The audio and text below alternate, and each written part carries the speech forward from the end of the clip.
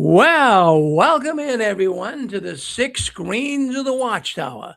My name's Rick Ferrer, and this is my wife Susan, and we're coming to you live from up here in Boston. A warm summer day, but yesterday was more warm. But I'm glad you could spend the night with us. I know a lot of people across the country right now are hot. Maybe you're not going out anywhere. Maybe you just want to hunker down and listen into the program tonight. We've got some really interesting things to discuss. We got Anne Marie coming on first with the program Touched by the Tentacles of the Watchtower. And Anne Marie obviously knows a lot about Jehovah's Witnesses. She was one for many, many years, and she wasn't treated too fairly. As a matter of fact, she was treated badly in the Watchtower organization. And you'll be hearing people calling in tonight to voice their concerns on how they were treated when they were in the Watchtower. But let's bring Anne Marie on and say hello to Anne Marie. Hello, Anne Marie. Hello, my brother Rick. And I see my sister Susan. Hi, Susan. I'm here, honey. I'm so happy she's there. Hi. Oh, yeah, Susan's doing really good, and she's helping me a lot here, so that's really good. But Anne Marie, I have to tell you, I am one happy camper. And I know I say that a lot, but I'm super happy this week. I'm super happy this week. We are watching one of the most dangerous, destructive organizations on the planet get exposed. And, you know, all of these people on YouTube, all of the people writing in on Reddit, all the people who call into our program here, we're all making a difference, friends. We're all in one big team exposing the Watchtower. And Susan's been getting hotline calls, people been calling in, talking to her, sharing their thoughts. A lot of people, friends, are leaving, and it's just in the last year or so. So we'll be talking a little bit about that tonight on JW World News. But anyways, Amory, what were you thinking you might like to discuss tonight? Well, I tried to make what I want to talk about succinct enough for a theme or a thumbnail. But basically, it's how are you in the Watchtower as opposed to before you were in the Watchtower if you came in later, and how are you now? It's all about having your authentic life and when you didn't have your authentic life because of Watchtower. I don't know how to put it. All right, well, that sounds good to me. We got a lot of people coming in already. So Susan and I are here if you need us, but we'll cut you loose. And you have any issues, you just say, Rick and Susan, come on in, okay? Oh, thank you. I'm looking forward to Susan's comments because she's so gentle and you know, but when she says something, it's something really worth hearing. And I hope that she'll be able to chime in because she brings up some good stuff. Well, she'll be doing that tonight. And like I said, the telephone number is not scrolling right now, but I'm going to get that up right now. So by all means, you see that number. You're listening in on YouTube or Facebook, and you see that telephone number. You will make Anne Marie so happy tonight to call in. We had last time Anne Marie was on, she had 3 new callers. See if we can't beat that tonight. See what happens. Okay, take it away, Anne Marie. Thank you, my brother. Thank you, my sister. Want to welcome everyone and anyone who's listening now or in the archives. Today is August 8, 2026, and this show is Touched by the Tentacles of the Watchtower. And weren't we all? And most of us still have some of those effects left in us. I want to welcome always the PMQs, those who are physically in but mentally questioning the Watchtower. They're trying to be faithful, but they're bothered by concerns and things that they see and hear and that just really concern them. They have mental questions, but they don't want to say anything because they don't want to be labeled an apostate. And we know that's hard for you. I want you all to know this is a safe place. The 6 screens of the Watchtower is just about the safest I can vouch for. Probably is the safest. I welcome the PMOs. Oh my God, I feel so bad for the PMOs. They're physically in the Watchtower, but mentally they're out. They've done the research. They've just put aside their concerns and just went for it and wanted to know answers to their questions, but they're staying in the Watchtower basically mostly to help their family. They don't want to lose their wife. They don't want to lose their husband or their children or their parents. And we're thankful to the PMO elders and different ones who are brave enough to send Rick and others that have a YouTube platform to, information that we otherwise wouldn't know. And a lot of times we, ex-Jehovah's Witnesses, have more knowledge and get news faster than the congregants do, because we get all of it. And a lot of times they don't know half of what we know. Isn't that the truth? I want to welcome everyone, and I do mean anyone and everyone. I do want to mention before I forget, if you are a new caller, if you've been listening and maybe you think you might want to just bite the bullet and call in with a comment or a question or an experience, please let me know. Just chime in and say, I'm a new caller, and just give us a name. It can be Mickey Mouse, Mr. Magoo, Jack Sprat, whatever name you want to use. We don't request your real name, but just so I can identify you with something. I want to acknowledge all my new callers, especially because I know it's not easy to call in. And anyone else who wants to chime in, I am here for you, because, as you all know, this is your show, not my show, your show. But I did want to talk about your authentic self. If you were already having some semblance of your own life before you came into Watchtower, how did you change and become different when you were a believing Watchtowerite? And how have you been able to come back to your authentic self, or somehow been able to find yourself? Because once you've been heavily indoctrinated and you put on that Watchtower personality and become a fully indoctrinated drone, you are not your authentic self at all. So anyway, that's kind of what I want to talk about.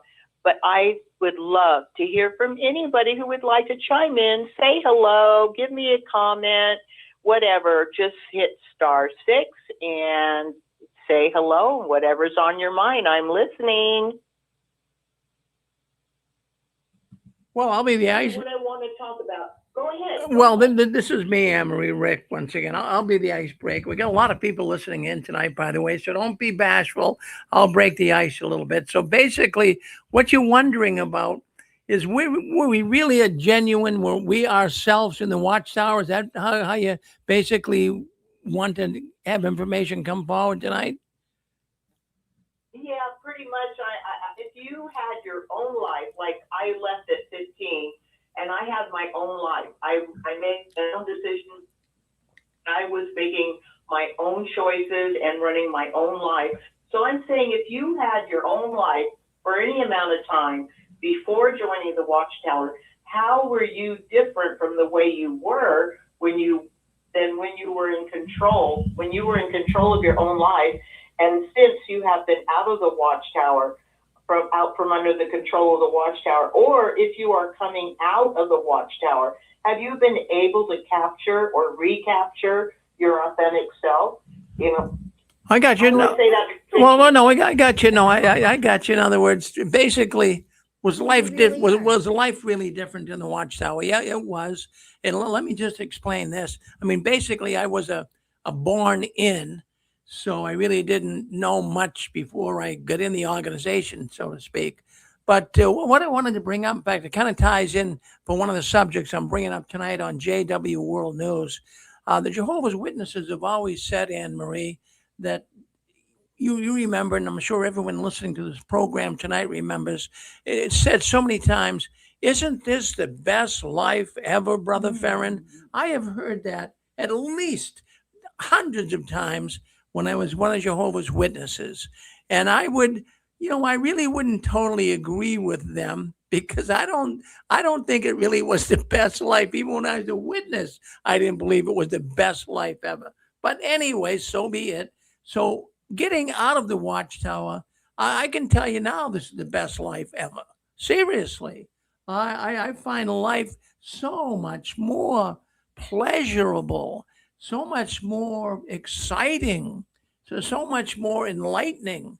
You really couldn't get into many subjects outside of the Watchtower when you were Jehovah's Witness.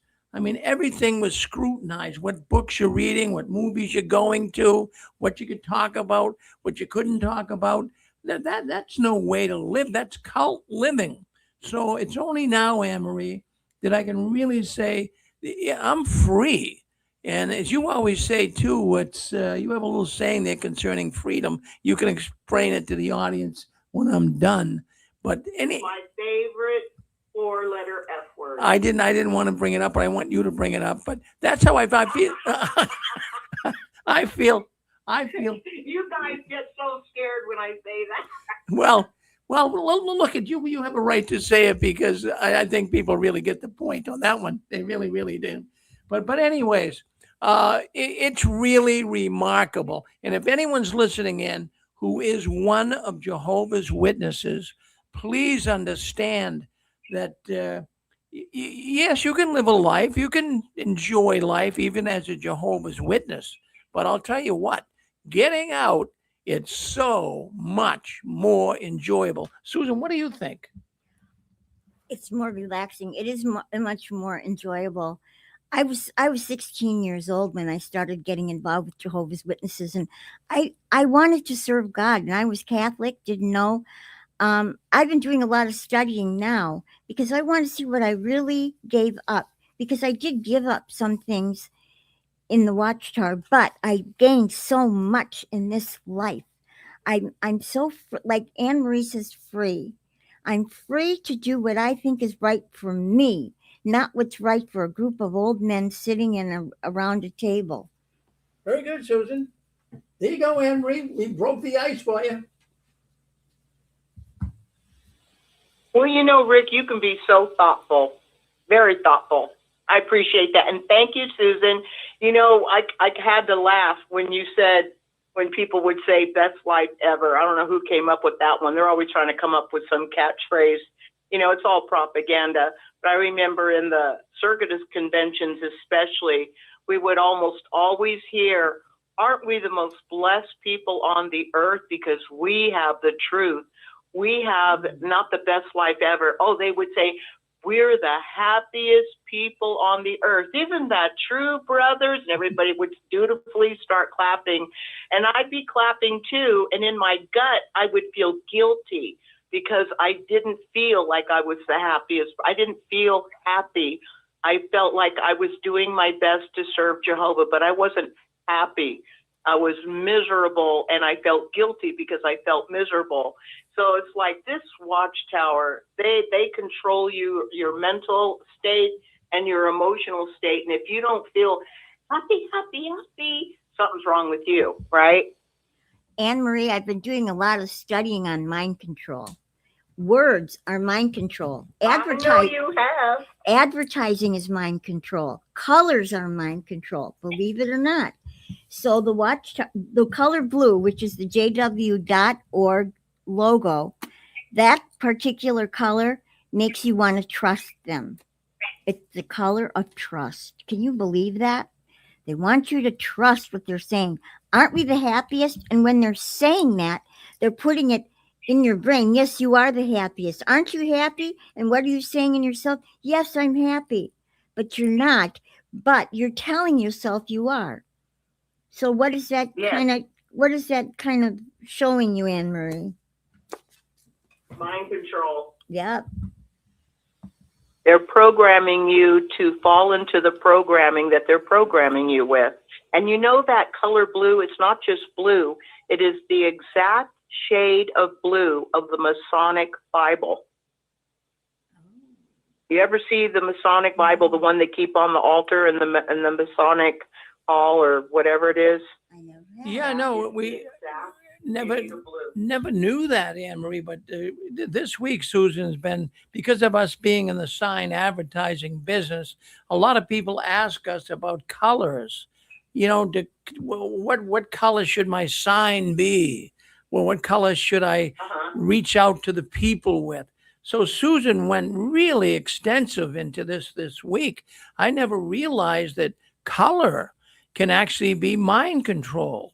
And then the big boys, so to speak, no doubt. and the big boys use a lot of time and a lot of money up trying to find the right colors for the right logos and all of this.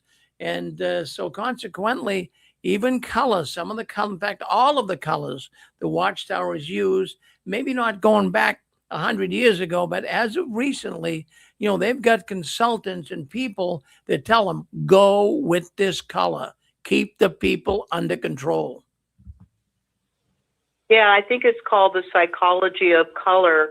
And you have to know, what do you want to elicit in those who see the color?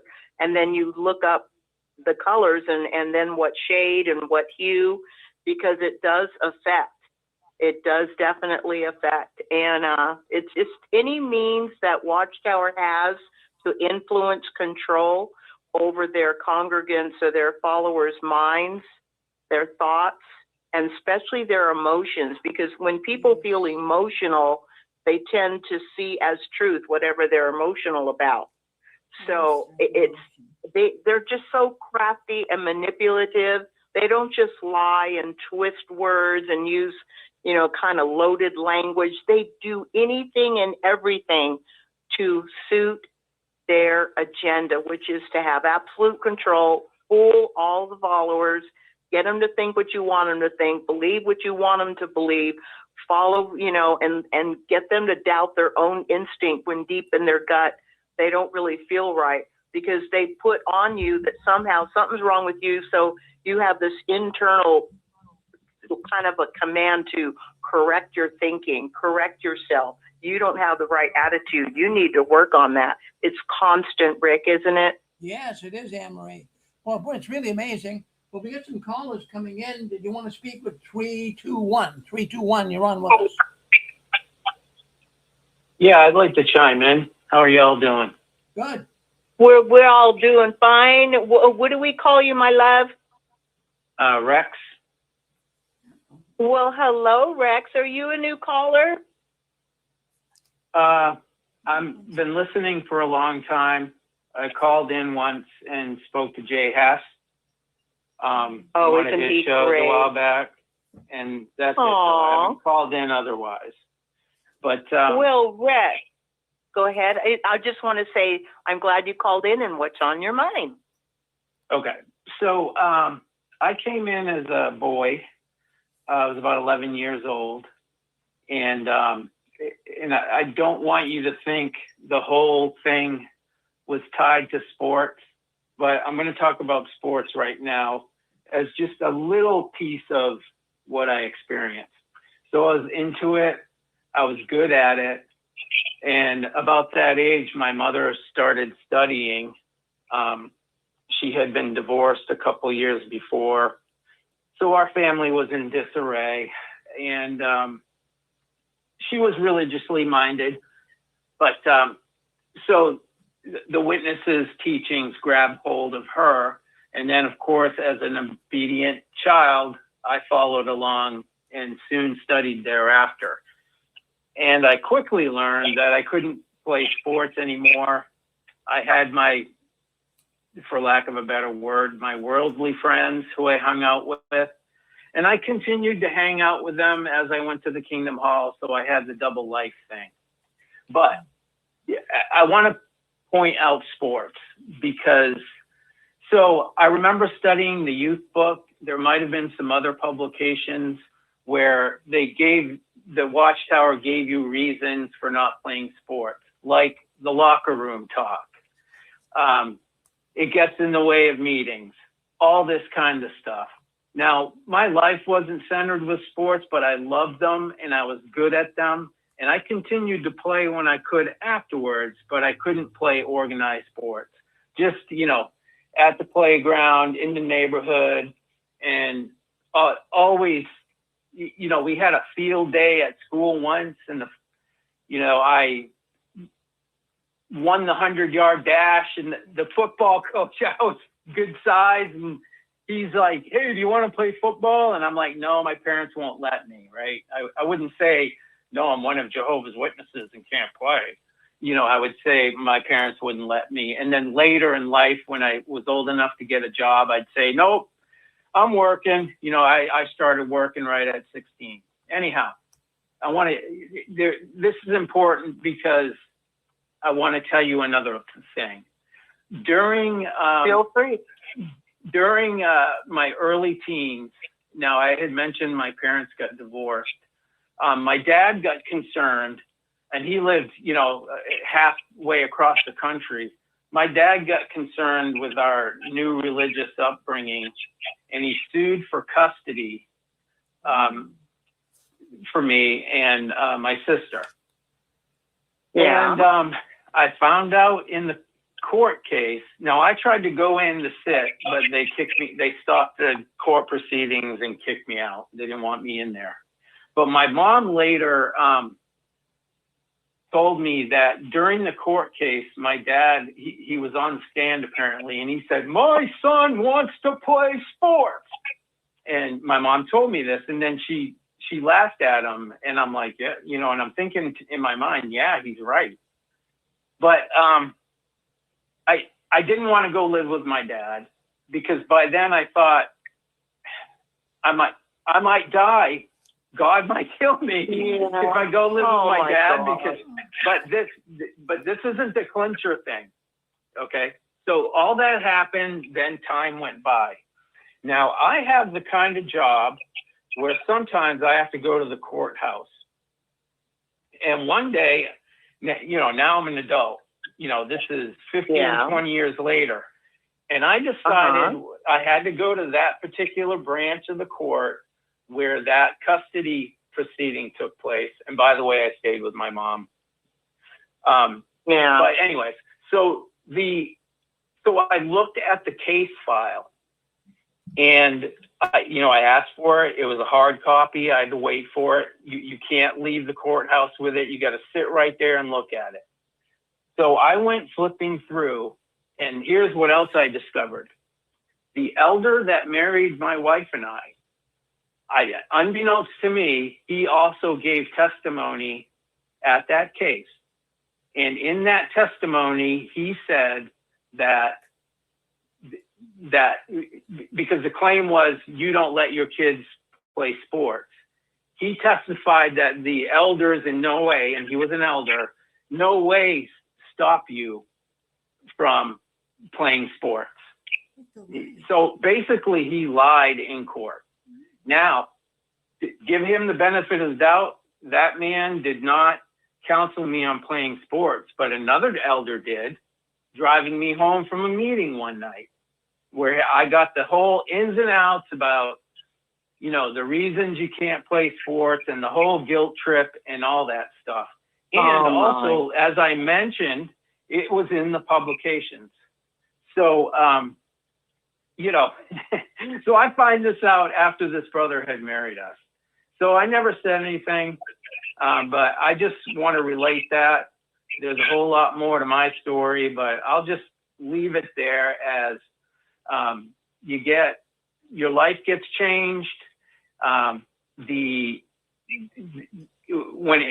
went to a court where the elder was disingenuous in talking to the court, basically lied, and not personally, but like I said, we all know what the teaching was, and this was and when I came in, it was the late 70s. Okay, so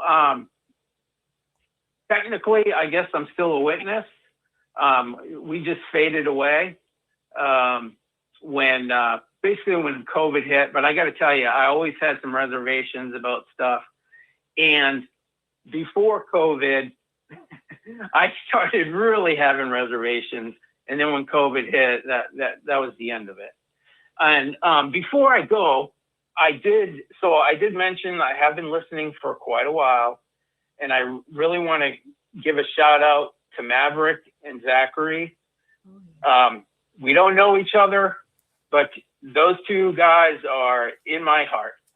And there's other ones too, but off the top of my head, I just want to give a shout out to those two fellas. That's all I got for now.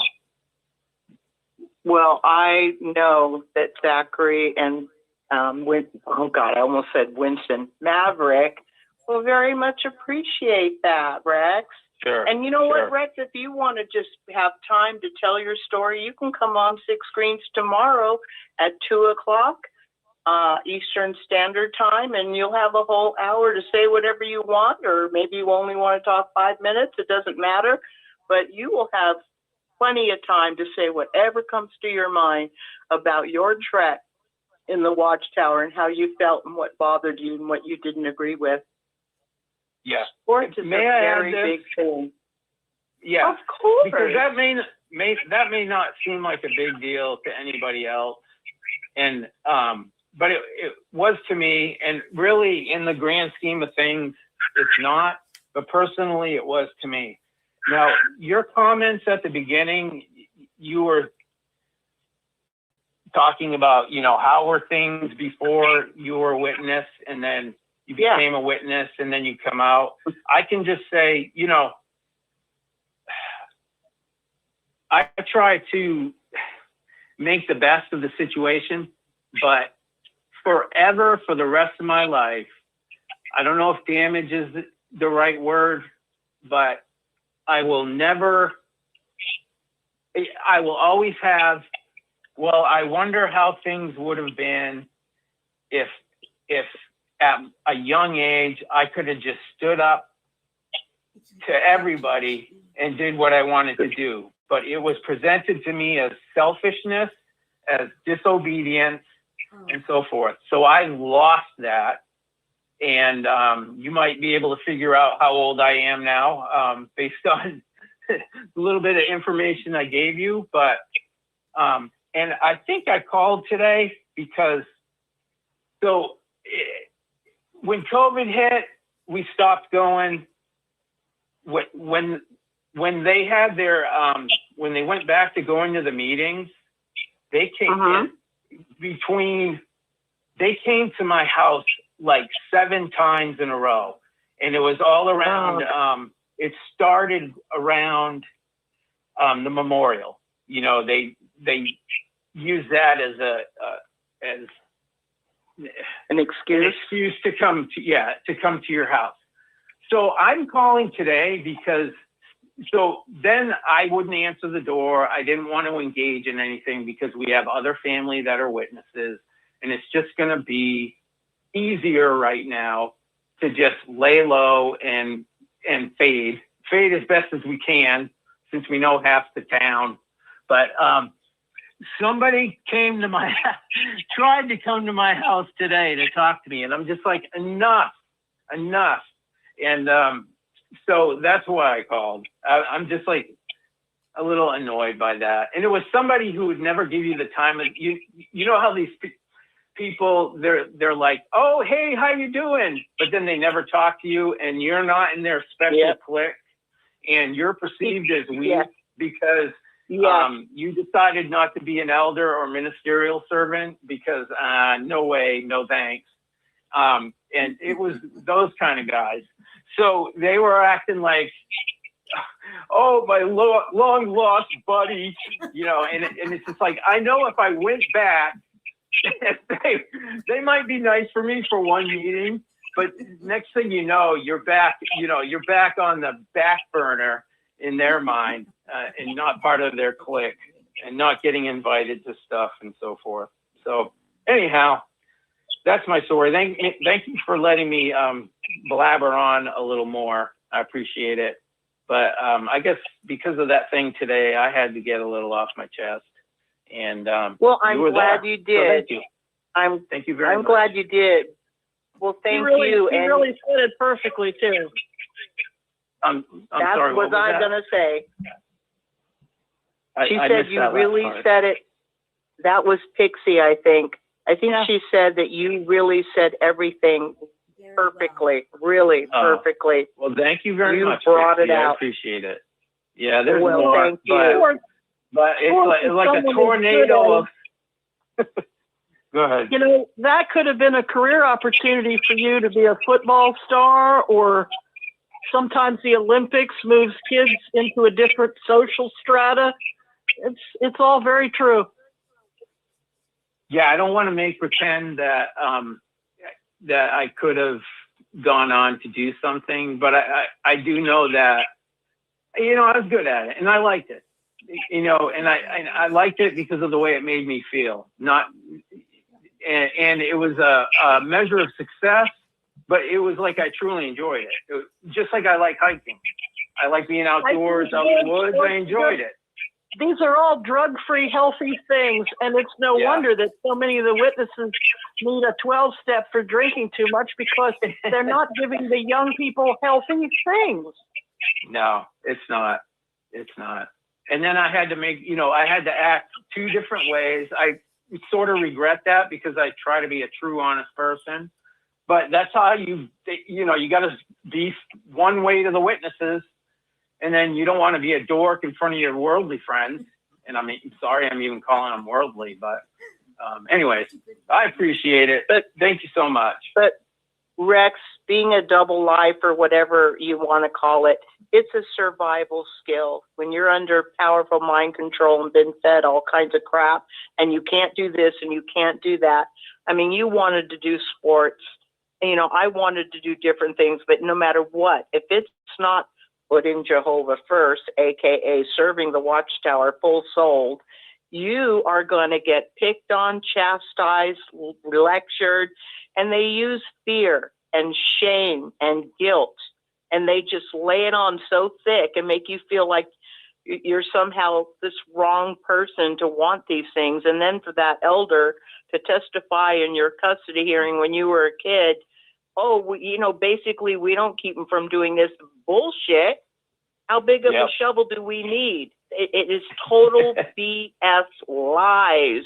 Lies, lies, lies. I'm sorry that you lost that, because you know what? I had 4 boys, and my older 3 boys were so angry with me when I came out of the Watchtower and I let my youngest son get into Little League, and he loved it and he was good at it.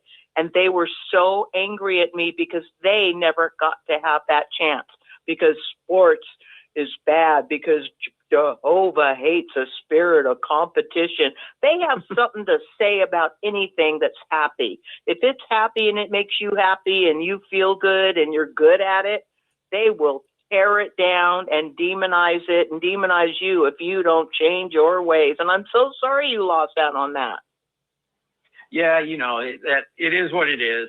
So, you can't, I think about it sometimes, and, I got to move on. I got a family, you got responsibilities. So, but it's still there. It's a little piece of your life that's there that got disrupted. And the thing was, when my parents got divorced, that was extremely traumatic. I was 7. And I use sports to help me cope with that situation. It was a positive way to deal with the situation. And I was also a good student.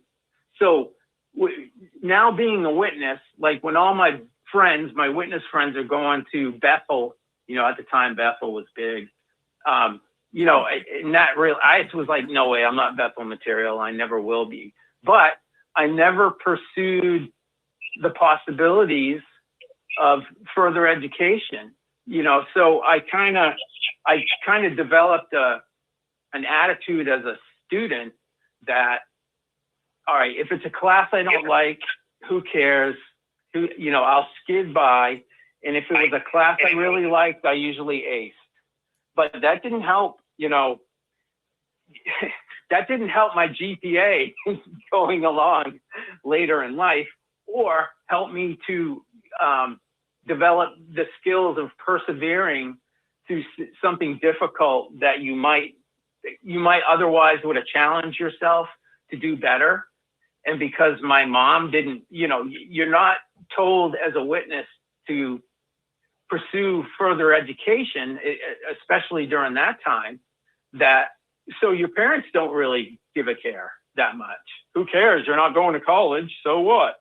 But that goes totally against how we should, I learned better later, but, think about that. A good parent is going to want their child to do something difficult, even though it's difficult to do, because you learn lessons from it. Even if you don't totally succeed, you know, you've learned some perseverance there. So Absolutely. that's me on my perseverance is the most soapbox. valuable lesson. It truly is. Yeah. Well, I'm going to let others speak, but again, I appreciate you giving me this time. And thank you, Mr. Farron and Susan. Like I said, I've been listening for a long time as a silent participant. And, you know, sometimes the show gets crazy, but the fact that you've been doing this for 20 years and just been dedicated to it is impressive. So thank you very much. Absolutely. And Rex, we want to thank you again for calling in and for sharing your insight and the way you worded it. It's like refreshing because it's all true what you said.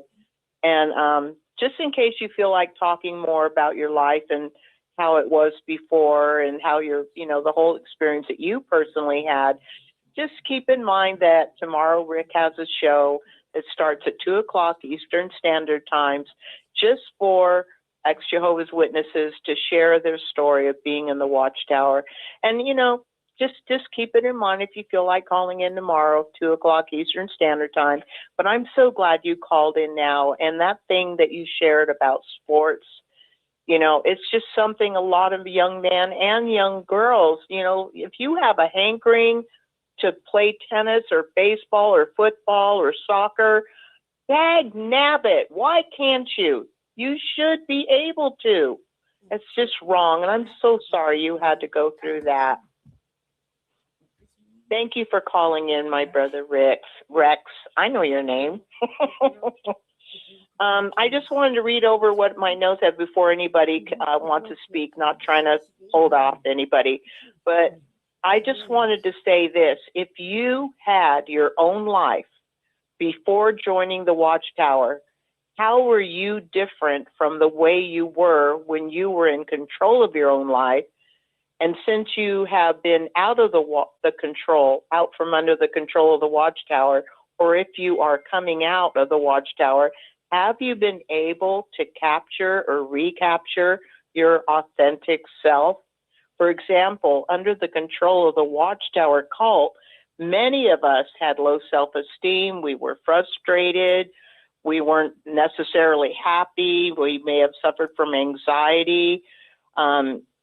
Going over a decision, like some people would go to the elders over a decision that you were struggling to make because you didn't really have confidence in your own judgment ability. You didn't want to do the wrong thing in front of Jehovah. Or if you were raised under the Watchtower indoctrination and control, have you changed from your Watchtower self or from your Watchtower identity to be able to become your true and authentic self? And in becoming your healthy you, you know, Pixie has brought this out so many times, you know, things like establishing personal boundaries, and the mature adult sees the need to establish personal boundaries. We want to do things that help us, that take care of us. You know, we are responsible for our own mental and emotional health. So that involves, you know, being good to yourself, doing what's right for you, and bringing up your self-esteem, because they really did beat us down on the Watchtower. You could never do right, never do enough, never be good enough. And that tears down your self-esteem. And when you have low self-esteem, you don't trust yourself. You think everybody else knows more than you do, and that's a sad thing. So we need to learn to trust in our decision-making abilities and just basically do what feels right for you. But we weren't allowed to be that way in Watchtower. Would anybody like to call in? Hit *6. Any comment? I'm also a big believer in fuzzy slippers and having your pants not too tight, because we had a lot of gut problems and anxiety. I did, my whole family did, and all those high heels and all those times going door to door. So get yourself fuzzy slippers and some comfy pajama pants, because I think most of us probably have the other book this week is called The Body Keeps Score. I think some of us have trauma. I do. Oh, yeah. Yeah, absolutely. Get those Kingdom Hall clothes off and put on the fuzzy slippers and the comfy pajamas. Oh, I'm Pixie, serious. I know that is it's such funny, good but I'm advice. serious about it. Because I know you want are. to relax and breathe and live in your body in an authentic way. And for your health, because I don't think all those obligations were healthy. We were put under a brick of unnecessary obligation, of labor issues where we weren't paid for our time, told that whether it was opera singer or sports star, everything that was enjoyable and that may turn a dollar was wrong. So that's how it was. I want to break in here for a message for Rick, because he's got a clearinghouse where people send him stuff. And this week I came across Williams versus Kingdom Hall in a Utah court case, and I don't know how it's going to turn out. It was I don't have all the feeds and things he has, but remember I said that the old case that I found was the snake handling churches in Virginia were closed down because they were a danger to the congregants. Ooh. So Williams versus Kingdom Hall in Utah is going to try to use the First Amendment to sue. And this is, I've been looking for months for something like this, years. All right. I don't have any more information on it, but it might be interesting if he has a way to follow it, or if anybody has any information to send him on Williams versus Kingdom Hall in Utah. That's all for today. I'll see you guys tonight. We'll be hanging out tonight. Okay. Way to go, Pixie. Okay, so like I said, I was just trying to think of a theme, and I realized I left Watchtower at 15 with all the indoctrination, and I just said, okay, Joe's going to kill me. Oh, well, but I'm here today, and I'm alive today, and this is my life today, and I'm going to make the most of it. So I was assertive. I had personal boundaries. I definitely trusted in my personal decisions. I made choices as responsible as I could. I took care of my business, took care of my children. But I know when I look back, I realized that when I threw myself getting back into the Watchtower, because they told me if I didn't, I was going to die and my kids were going to die. And it was all going to be my fault because I didn't want to take a stand for Jehovah. And the whole thing, Armageddon's coming and they're going to die and their blood's going to be on your hands. So I looked back and I realized I totally should just immerse myself in the Watchtower programming, not knowing it was a cult.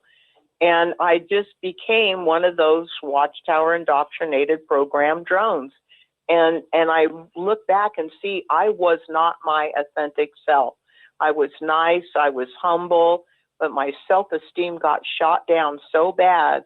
I remember I was in an exam room, and when the doctor was done with me, he's saying goodbye and he was walking out the door. And then all of a sudden he opened the door again and he looked at me with this very concerned look on his face.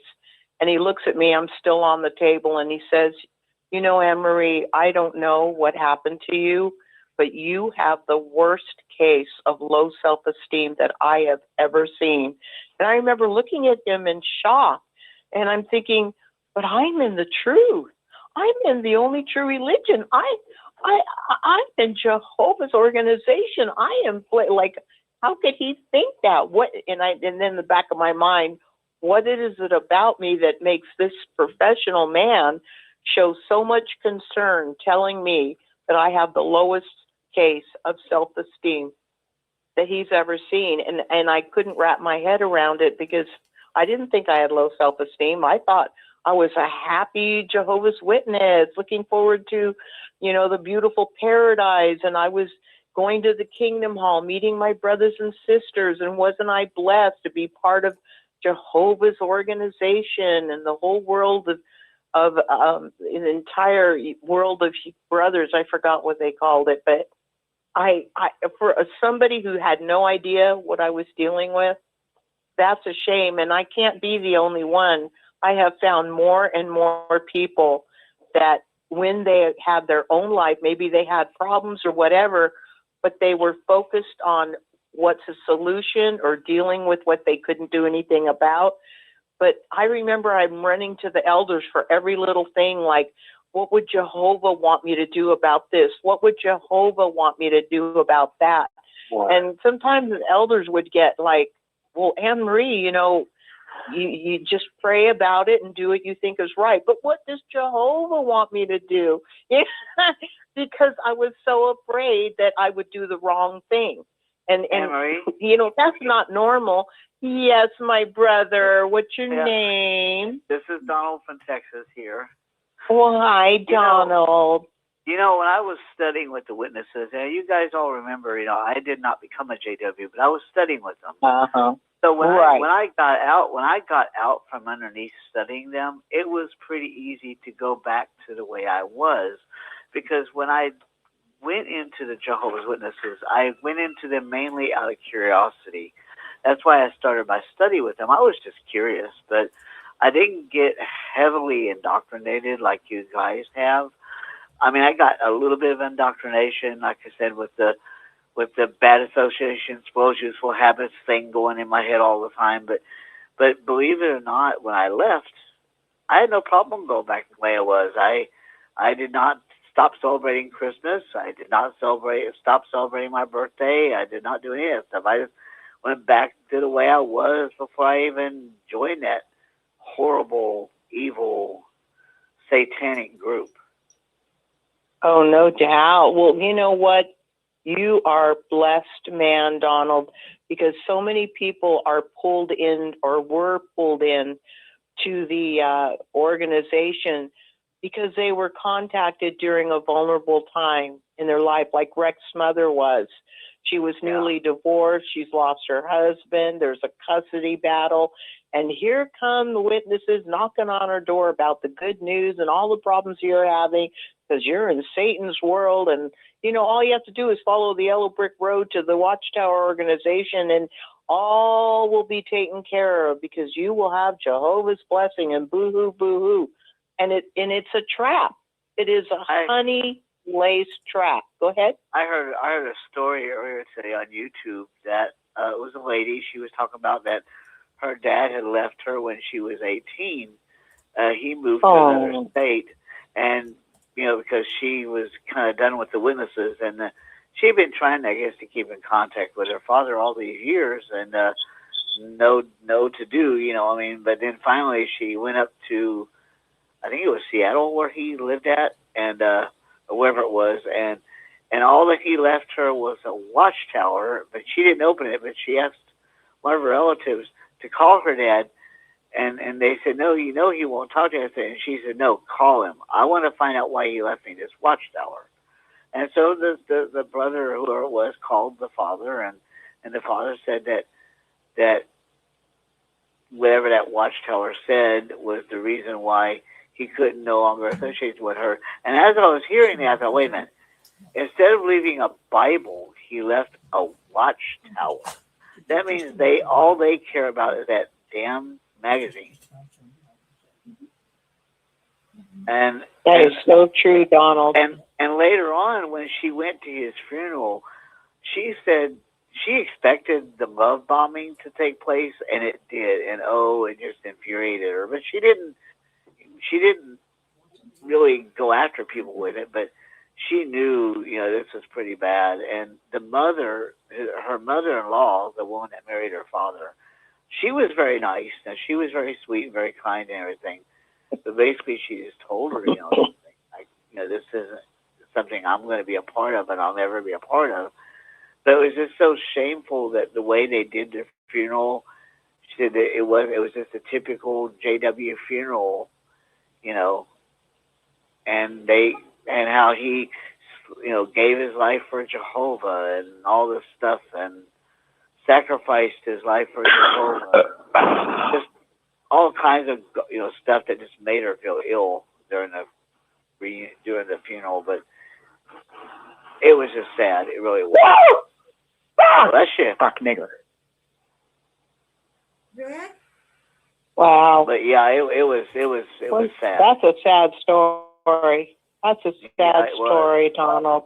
And That is so sad.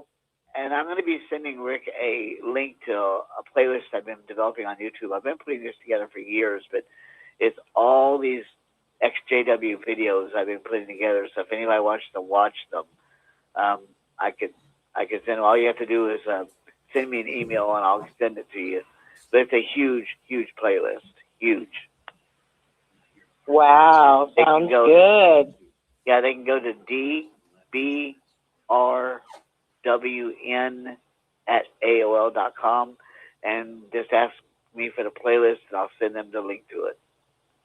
And that'll give them all they want to hear. It'll give them all they want to hear about the crazy stuff about the Watchtower.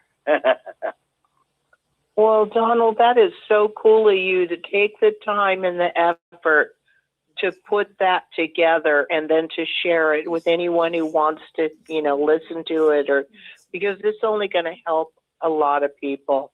Well, I love the 6 screens. I love coming on to be with you guys. You guys are family there too, and I have my church family here, and then you guys on Saturdays are family too. So hey, it's cool to be a part of you guys. Oh, I think the same thing. That's our 6 Screens family, and not only are we a family, but we get to talk to each other in live time. But I love that the way Rick has set everything up, that anyone can call and be safe, not have to be afraid that somebody's going to catch them, or they're going to find out I was on an apostate show. It's just, this is really and truly a safe place. Of course, you got those occasional Watchtower people popping in with their cuss words and stuff. Yeah, true Christians all the way, huh, Donald? Yeah, yep. Really. Mm-hmm. You know what they say, out of the heart's abundance, the mouth speaks. Well, I guess we see what's in their heart. Oh, yeah. But I think a lot of those... Go ahead, Derek. And they know what we're saying is true. That's why they're doing it. Mm-hmm. Yep. See, they don't want to be bothered by truth. They want to be in their Watchtower fantasy bubble. They want to stay in the matrix. They don't want to face reality, because then what are you going to do with it? Because once you wake up, or once you know something is true and it goes against what you had been faithful to because you really believed it was true, then it's like you're just suddenly thrown out in the middle of the ocean with no life preserver, and you're like, oh my God, I'm so lost. And once you know, you can't unknow. And that's the sad thing. They're scared to know, because once they know, they can't unknow. Well, it's like your theme tonight, talking about people what their lives are like before the Watchtower, then during the Watchtower, and then after the Watchtower. And what you've noticed is that during the Watchtower steals everything you believe in, everything you enjoy doing. Anything, like you said, anything that's enjoyment is taken from you. It's you gotta worship Jehovah. And just save it to the new system. Now that's a common one I've heard. Save it. Oh, no doubt. System. But you know what? I got news for them about this new system. It won't be happening in the new system, because if the new system is like it is today, according to what they teach, all it's going to be is meetings, and serving the governing body, even in the new system. So if the new system were to take place, planet Earth will be a prison planet. It will be a prison planet full of Jehovah's Witnesses that obey the governing body as they're supposed to. And you know what's going to also happen? All the changes that they made, it will reverse back to the way they were before. Well, I really appreciate that you... Go ahead. It's all the shunning policies that they're relaxing now. If their new kingdom or a new world comes around, which I don't think it will, but if it did, I'll just use it for example, then all that stuff that they reversed today will be put back. In other words, no fellowshipping with anybody that's not a JW, no blood transfusions of any kind, none of that stuff. It would all revert right back to the original stance that they've taught before they had to reverse everything because of the courts. Because when the courts are gone, that's when they'll reverse everything back. That's what I believe. But I know that's not going to happen because Jehovah is not going to let that happen. And it's just not going to happen. Watchtower's fictitious little paradise earth just isn't going to come true. Yeah, what kind of paradise would it be? You know, you're talking very realistically based upon how Watchtower has behaved through all the years, and they have been nothing but. But not only that, if you look at it after Armageddon, there's going to be a lot of cleaning up. It's not just burying dead bodies, folks. It's cleaning up nuclear waste. And supposedly they claim there's not going to be any need for any college education. So how in the world are those JWs going to clean up stuff that you need a college education to fix? It's just ridiculous that what they teach. Right, oh, and they teach doctors and lawyers and all that stuff. And they have taught that in the new. They have taught in the new system that basically elders are going to be, you know, running control over everything. So we will have way less freedom. Watchtower, to think that, oh, it's all going to be hearts and flowers and butterflies and rainbows. The hard reality, just going along with what they say is going to happen, you will be under tight control. You won't even have a place where you can go and have privacy and peace. You won't be able to go to a nightclub or a concert, you know, in another city where nobody knows you. You will be under constant control, surveillance, and threats. And North Korea would love that they would love that like ugly on an ape. I wouldn't be surprised if Watchtower hasn't been studying North Korea's methods, because they are under horrible control. And that is what Watchtower always wants. Total control. Don't disagree with us. We will destroy you, your reputation, your good name, and take away your family. And basically, it's a spiritual death. They want you to die from the pain of being shunned. They are horrible.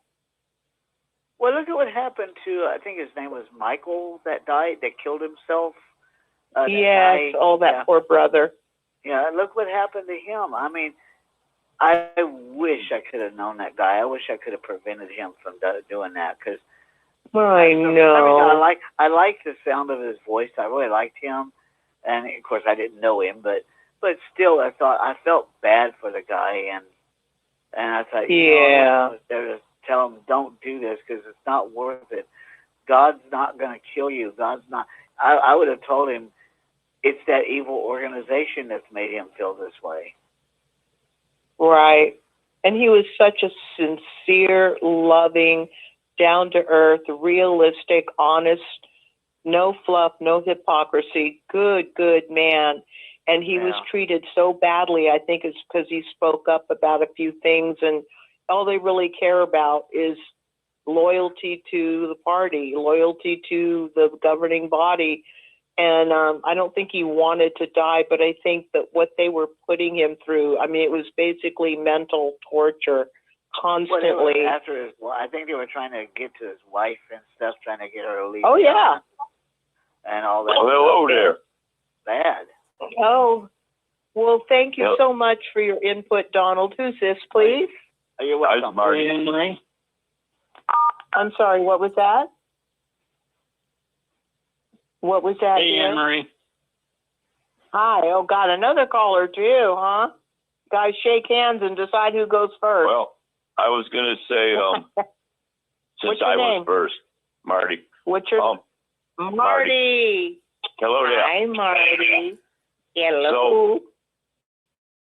So, you know, when we were kids, we used to ride our bikes in the and we're talking back in the like 70s, early 70s. Uh-huh. We used to ride our bikes in the Kingdom Hall parking lot. And our mom would say, stay away from that place. Those people are weird. And so many years later, my sister joined the Jehovah's Witnesses, and so did I. And I was there for 10 years, you know.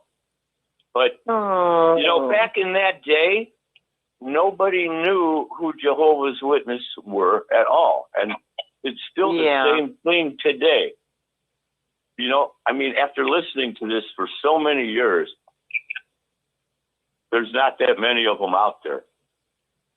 I think we should just all get on with our lives because, you know, nobody even knows they exist. I doubt if, you know, you probably got maybe 1,500 listeners, and the same people are going to call every day, every time, because nobody cares. And I hate to say that, but nobody's afraid. Jehovah's Witnesses can't hurt anybody. They've never, you know, people do go through their experiences, but they do that all through life. I mean, honestly, it's a bigger waste of time than we think, I think, because nobody knows who they even are. They're dying too. They're getting smaller and smaller. Like they're going to become a nobody. Yep. I mean, like Rick said, go ahead. Maybe we should talk about something else for a while, like other than Jehovah's Witnesses. Turn the tables. Hi, guys. Is this Maverick trying to call in? Hey. Yeah. Hey, Maverick. Hey, how you doing, guys? How you doing, everyone? I was just thinking, though, if one person's still getting baptized, that's still one too many for me. So, yes, it's true. They don't have the impact they have, but there are people who are still getting influenced by them subtly, sadly, and very much the people who are trapped in there. There's so many who are lost. So I think that's the focus, really. Well, what about a crackhead? What about a crackhead? You know, every crackhead out there, I'd like to get them off the street too, but that's not going to happen. You know what I'm saying? Just because a few people are Jehovah's Witnesses, that doesn't mean anything. Jehovah's Witnesses are nothing. But they're not, but they still impact. When they hijack your life, they Shanghai our lives, and like you know this. And I don't know if anyone's seen the old Laurel and Hardy is one. I'm a very big Laurel and Hardy fan. There's one episode where they get shanghaied and they just throw them down the hull of the ship. And they all land on pile on top of each other. That's how I see the way our studies work. So does crack. You know what I'm saying?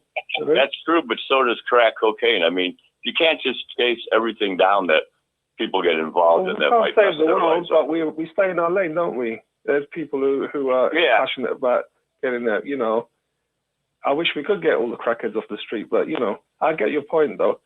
You know, it's interestingly, Anne-Marie, chiming in with everyone's comments and Rex's story as well. I appreciate. Shout out to him for thank you for these kind words. You know, I was thinking every time I think about these questions that you mentioned, it's like whenever it feels to me. I don't want to generalize, but it seems like the age that we enter in seems to have different impacts. Like, so if you were born in, and please forgive me, I'm not generalizing because everyone's experience is completely different, of course. But like, I think if you're born in, correct me if I'm wrong, anyone can come in, that's your only reference. So you're likely to be inclined to have a double life because your internal personality wants to come out.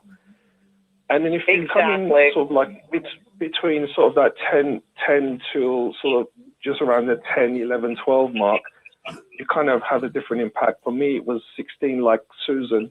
I was 16. And for me, it just shut down my priorities of what I should have been doing when I was 16. Between 16 and 20 is where you're looking at how you're going to set up your life. And that's how I was thinking before I was a witness. Right. And then it came in and shut me down and made me want to pioneer and you know, and so I still had all my creative desires. I still had all my appetite for education, which I did. I I struggled and it interfered with it. The tentacles are definitely there, but I still kind of pushed through and got my qualifications and things I was interested in, but I didn't do anything with it as much as I should have. I didn't grow a big career. There was no career momentum. So it really depends, I think, personally.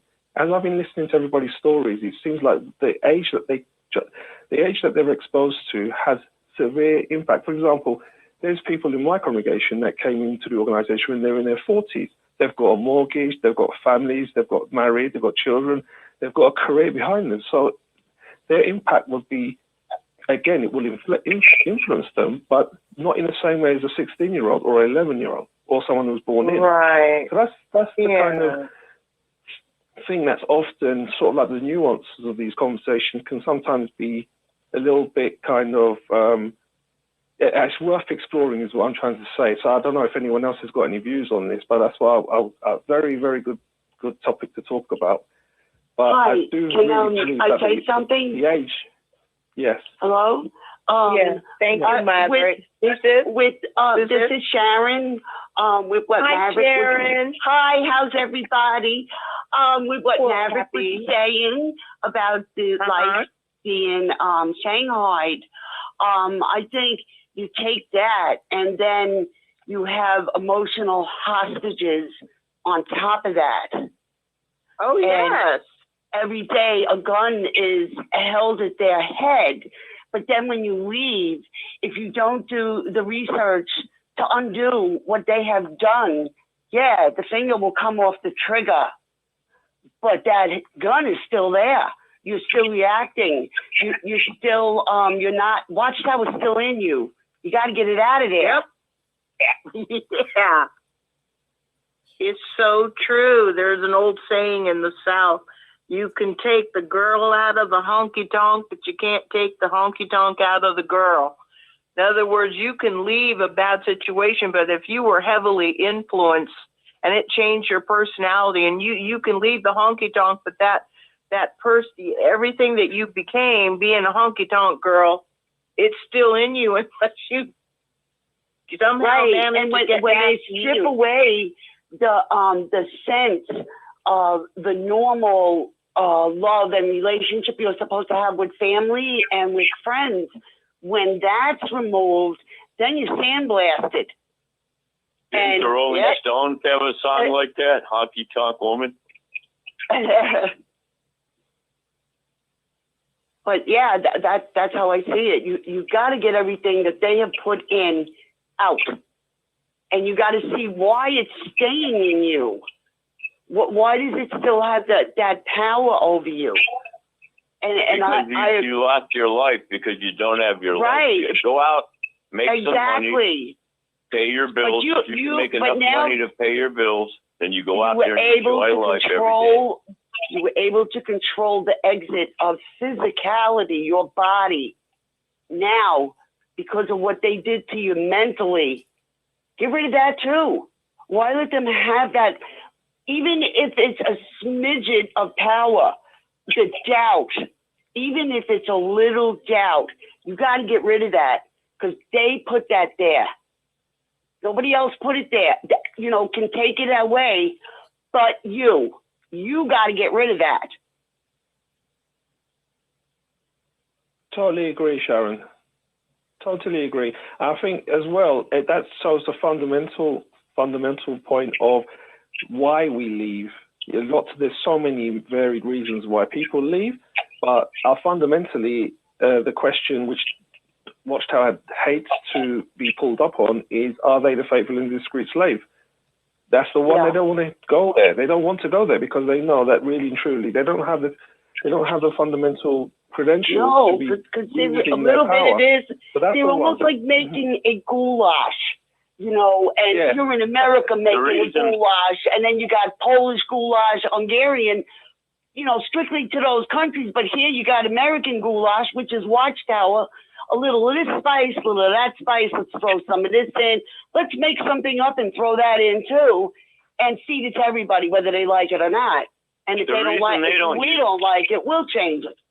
The reason they don't use the term faithful and discreet slave, they want to stay away from that, is because you're the faithful slave. They're the publisher. Think about it. I mean, right from the bat, you should have known when Jehovah's Witness said, you're the publisher, we're the faithful slave. Wait a minute here. They're the publisher. Think about it. What does the publisher where they do? slaving? Yeah, and we're the slaves. That we were the slaves. So, you know, it's a flip flop. These guys tell you the exact opposite. Everything Inverted. of what they want you to do. It's a devil, if you will, but I don't really believe in the devil. But I think if there is a devil, that's it. It's the lie. There you go. There you go. What does he Best trick do ever with? inflicted. He doesn't exist. The best trick he ever inflicted. Agreed. One of them. I mean, Can I just say? Oh, sorry, go on. No, go ahead. Go ahead. Wait, somebody wants. No, I just wanted to make. Everybody I gets just wanted to make one point. I just wanted Who's to this? make one small point, Maverick, if I can. It's Who's Maverick this? again, and then Maverick. Hi. I just wanted to make. I just wanted to make one Oh, small go point, ahead. and then I'll hand the floor off. I don't want to hog the show, as it says. But, What's your point, honey? I know that a lot of people find it sometimes think it's unnecessary to go into the doctrinal side of things, but I think that the roots, the foundational things that hooked us in were doctrinal. You know, because the ones that just went there for maybe community, or they felt that there was some sort of community there, they're not going to be affected by whether Armageddon's coming or not, because they weren't there for the doctrine.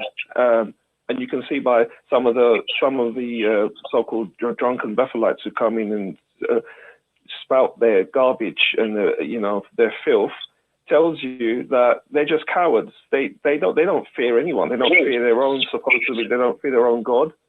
They don't fear Jehovah if they believe in, they're supposed to be in their organization. They don't fear them. It's just cowardly.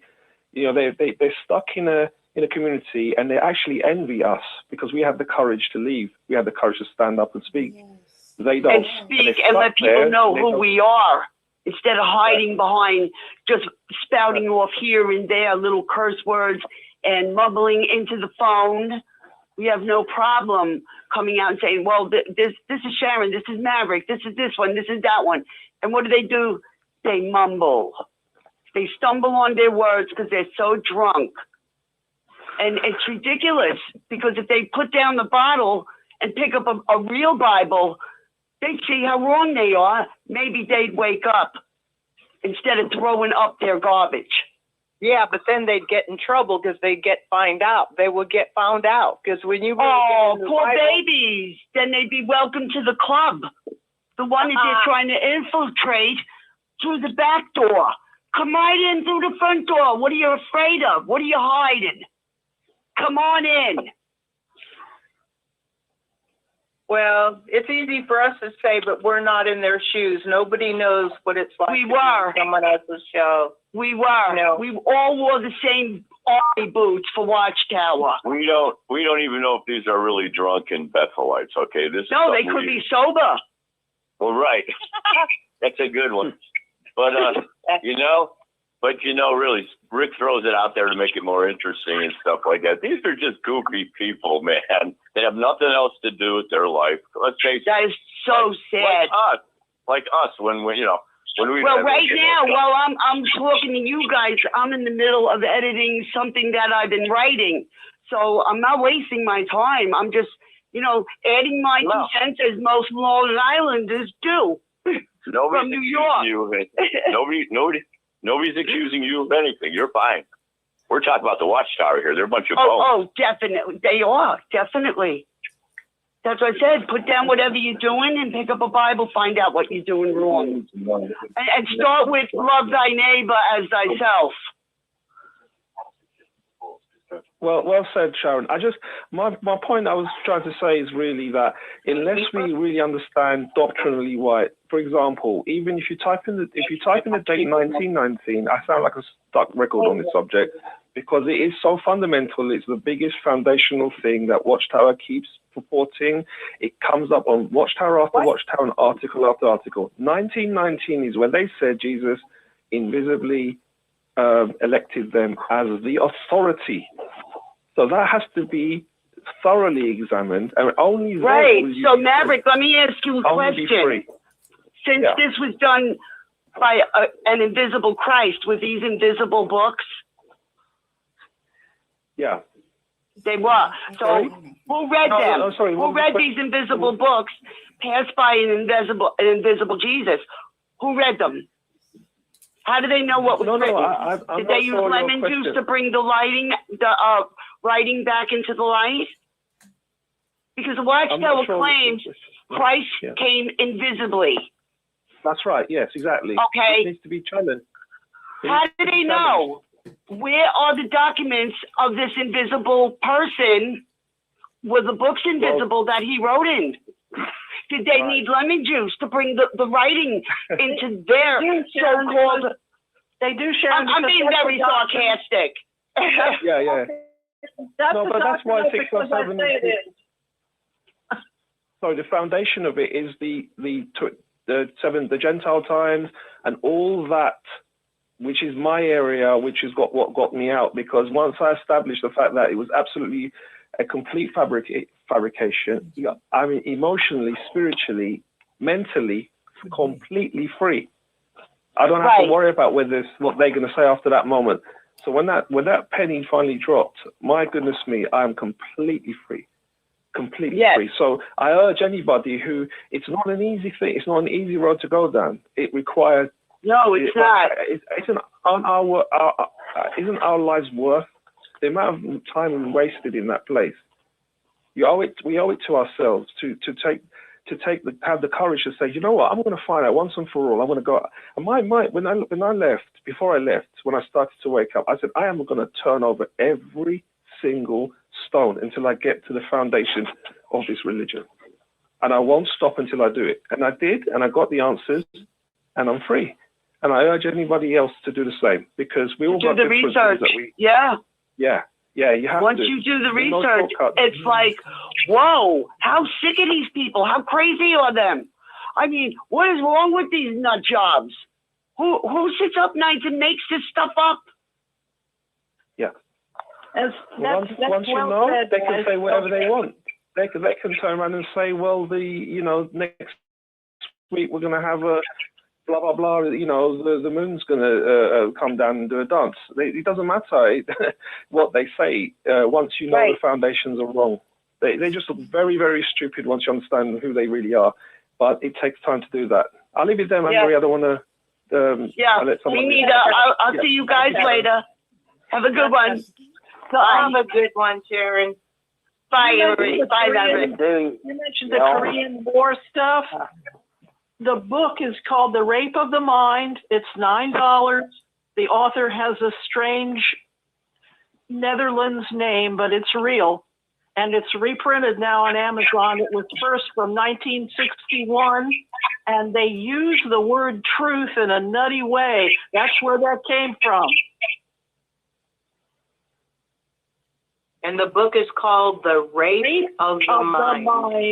$9, 1961. The author has a Belgian strange last name, but that's, it's not English, so it looks strange, but it's $9. It's reprinted from 1961, and they mention how they twist the word truth.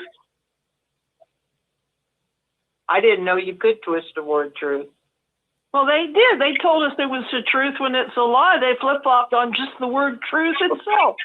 Because truth is always supposed to be truth, but not to them. Well, according to them, truth isn't truth. Unless it's Watchtower approved truth. Then it's true. Right. Well, that's right out of that Korean playbook if you read that $9 book. Just backing you up. Sounds good. Would anybody like to chime in, comment on what other callers have said, or have your own comment or question? And if you're a new caller, just let me know. We're here to listen to you.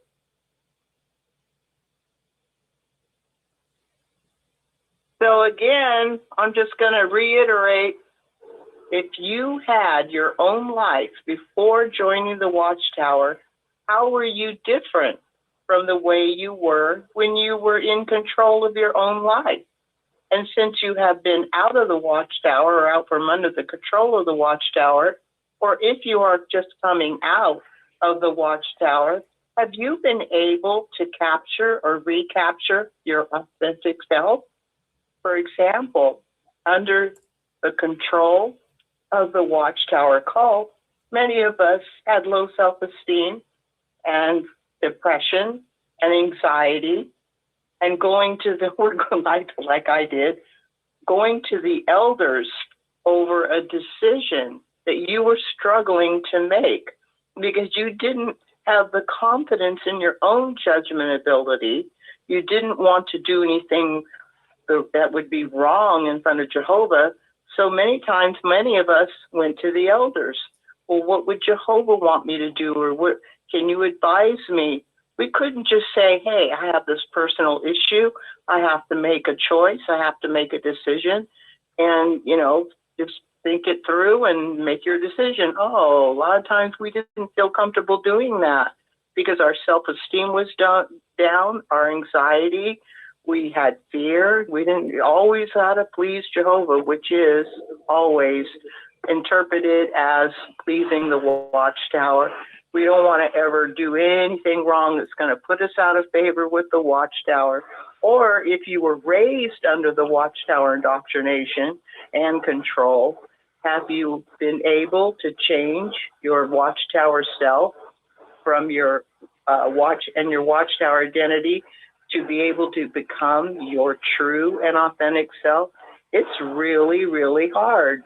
And part of that recovery is learning to trust yourself, being able to understand that setting healthy boundaries is very important, to work on your self-esteem, and to be able to trust your own decision-making abilities. Even if you make a mistake, learn from it. Don't beat yourself up. Do away with guilt and fear, because that's what they programmed into you. And do the best you can, like Pixie says. Just do the best you can, and don't beat yourself up over what you think you did wrong or what you think you could have done better. That's all BS. Anyone want to comment? Hello, Anne-Marie. Well, hello. Is this my brother Ken? Yeah, this is Ken here from Michigan. Thank you for taking my call. I just thought, I don't remember when was the last time I reported on Jay, but I haven't gotten hold of him lately. But when I did get a hold of him, he was just holding his own there. So that's about all I got to report on that. I'll try to get in touch with him down the road again. Excuse me here just a minute. Yeah, that's got a little burp there, and so okay. I just wanted to comment on what the Watchtower has been doing to the people and everything like that. They were very judgmental. They're being very judgmental and all that. They're singling out a lot of people and so forth. So maybe we ought to just tell them what Christianity, teaches and all that. Some of the old sayings from Christianity. Number one is that God's last name is not damn, and God is not in the damning business. That God is in the construction business and not in the destruction business. And number three, God is in the everlasting life business, not in the death everlasting life business, or death everlasting business, I meant to say. So they're being very judgmental and very prejudiced. And I guess I got a question for Watchtower Society, too. In that case, is my mother-in-law and my wife going to die at Armageddon? I'd sure like to know that question. So Watchtower, if you're listening, could you call in and let me know? Because, yeah, their doctrines are really preposterous and really ridiculous. It's just bizarre and macabre and, beyond belief. Oh, yeah. Yeah. Well, my thing is, I look back in the Bible, how I think it's John 3:16, where it says, "For God loved the world." That's everybody. For God loved the world so much that he gave his only begotten Son, that whoever should believe in him, in Jesus, might not perish, but have everlasting life. And then when Jesus got baptized, we heard that, you know, the Bible says that God sent down in the form of a dove the Holy Spirit on Jesus. And then he said, "This is my Son, of whom I have approved." And then he said some words. He said, "Listen to him." Why did Jehovah God tell everyone to listen to his Son? And then Jesus says, "Come to me. I am the way. I am the truth. I am the life. He who walks with me shall not walk in darkness, but shall possess the light of life. If you remain in my word, then you really are my disciples, and you will know the truth, and the truth will set you free. Therefore, if the Son has set you free, you will be actually free." And that's what we are. And that's all in John chapter 8, verse 12, 32, 31, 32, and 36. So this is my question. I wonder, is this what Jesus died for, that we should get caught up in a man-made organization who actually admitted they are not inspired, they're just imperfect men, they're not infallible, they make mistakes, of course they never apologize. And, you know, like I said before, I don't really worry about what any religion teaches. It's the fact that they want you to completely follow them and just adjust your thinking when they change their teachings. And if you're not completely loyal to them, then God's going to destroy you. How in the world do they have authority over our almighty creator? How is that? A very good question here. Well, the vast majority of Christianity religion says no. Their doctrines and so forth. And I agree with them. And but they say that we're going to die at Armageddon for believing like we believe. Well, Armageddon has not gotten here yet. It's right where it always was. It's right in place there. It hasn't come over here yet. So when is that going to be? And then some other religions that teach that don't like what we teach, they say we're going to go to hell for our belief. So my response is, if you get there before I do, kindly size up the place and show me around when I get there. It's all crazy. It's so convoluted, Ken. So convoluted. Well, you have to remember, too, everybody needs to remember at Six Screens that Martin Luther King said, "Free at last, free at last, free at last. Thank God I'm free at last." But do you know who said just free at last, and free at last? That's a person that broke away from the Watchtower Society. I'm hearing you, Ken. Yeah. I'm hearing you. Is there anything you want to add before we try to find another caller? I don't want anybody let's go on waiting. to the next caller. Hit *6, and thank you for taking my call, and we'll keep listening. Oh, we always take your call. Who's this? Hey, it's RJ. RJ, you again? You know I love it when you come on. How is my RJ? I'm doing wonderful. I feel 2 weeks older than the last time we talked. Oh, 2 whole weeks? Is your hair falling out? Do you have a gray beard? Probably a little bit of both. No, I don't have a gray beard yet. How are you? I'm doing great. Oh, that's because you're young. You're doing good. I just want to add on to what callers before me have said. What Ken was saying was, you know, every day, every week, every month, every year is a blessing. And the way that sitting around doing stuff you don't want to do it's a disgrace to God. I agree. You know, God didn't set it. You know, did Jesus ever say anything but follow me, remain in my word? I am the way, I am the truth, I am the life. You know, the Watchtower teaches that they're the truth. They're the only way you can be right with God. They're the only way that you could have the hope of life. But Jesus said when you follow him, you have life. And that's all in the New World Twisted translation. It's still there. It's like Jesus did not die for us to have to submit ourselves to tyrannical bullies who do not have God's spirit, who don't know what they're saying, who are telling us this is truth and that's truth, and then years later, throw those books away. That's old light. You try to show them, like say, for instance, the most famous books they ever put out was Truth That Leads to Eternal Life. And that was the one that had the second chapter where the Watchtower dedicated that insane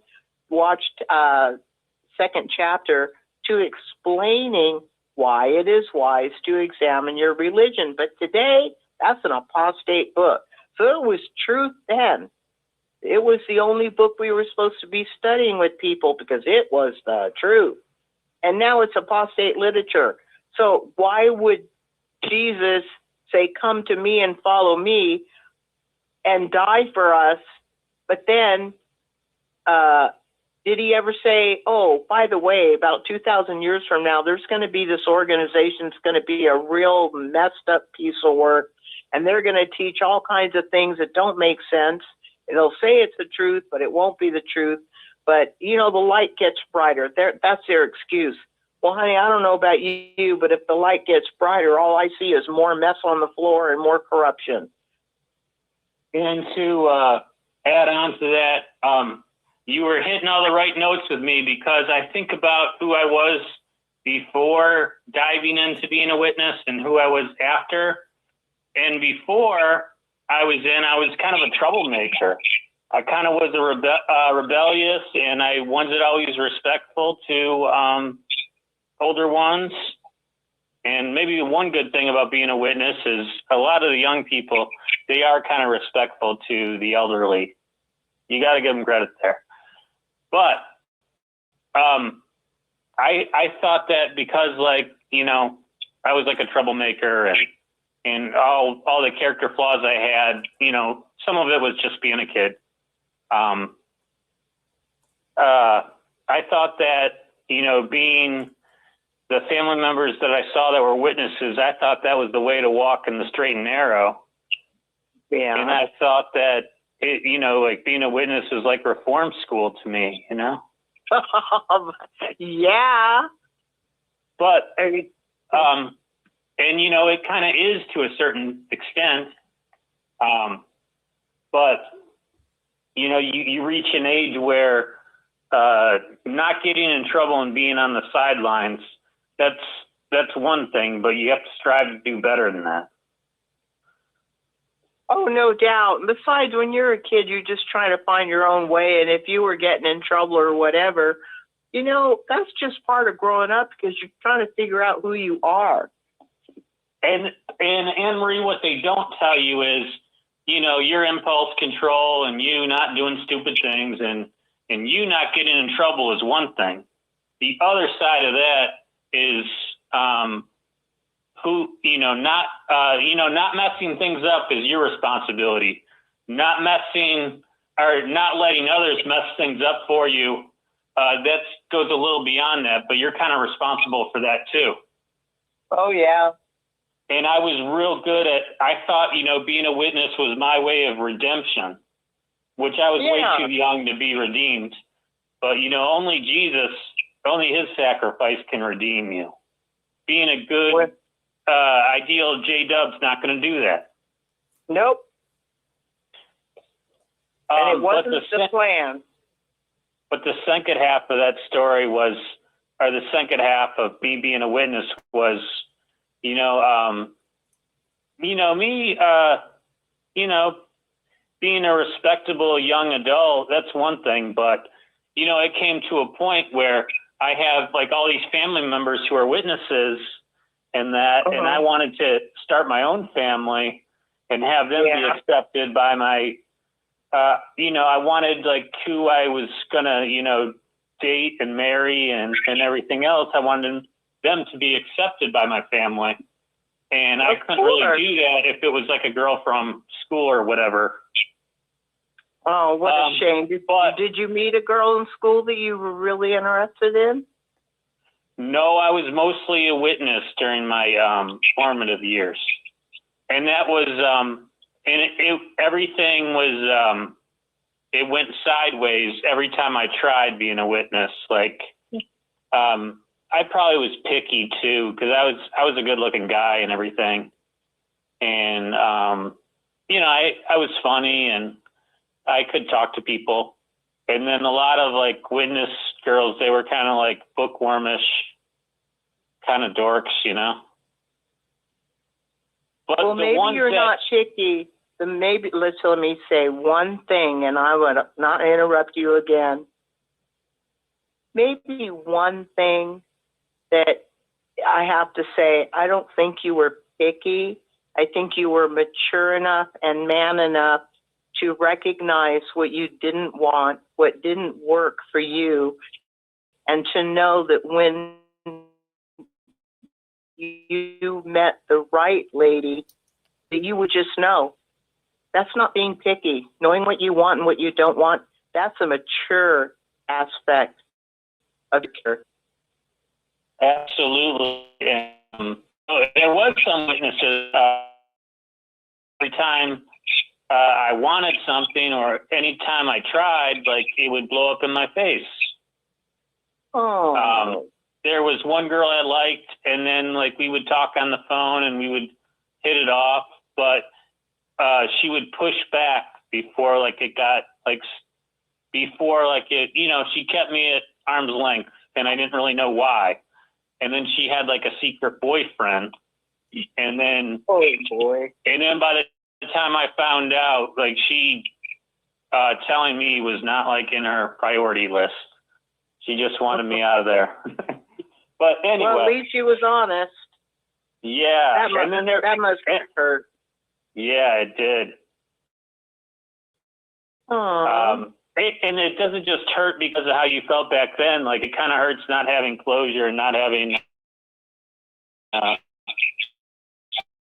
not understanding why they did that, because that's not how I did business. That's not how I conducted myself. So she was coming out of left field as well as the bad stuff. And, it's fine to say, that person's not the one and you move on. But I think the way she did it hurt a lot.